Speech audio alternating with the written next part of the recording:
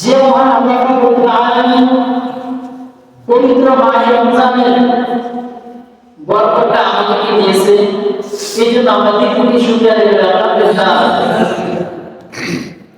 এর আগে রমজান আমাদের মাঝে অনেক কিছু অনেক ছিল না, এই যে নজির আহমেদ উনি কিন্তু এর আগে রমজান আমাদের সাথে কাজ করেছে, কিন্তু এখন বর্তমানে সে নাই।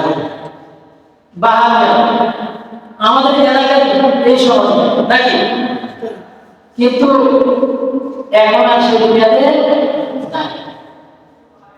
আমরা আল্লাহর কাছে দোয়া করছি, আল্লাহ সুবহানাহু ওয়া তাআলা ফি রাজাব ওয়া শাবান ওয়া বাল্লিগনা রমাদান।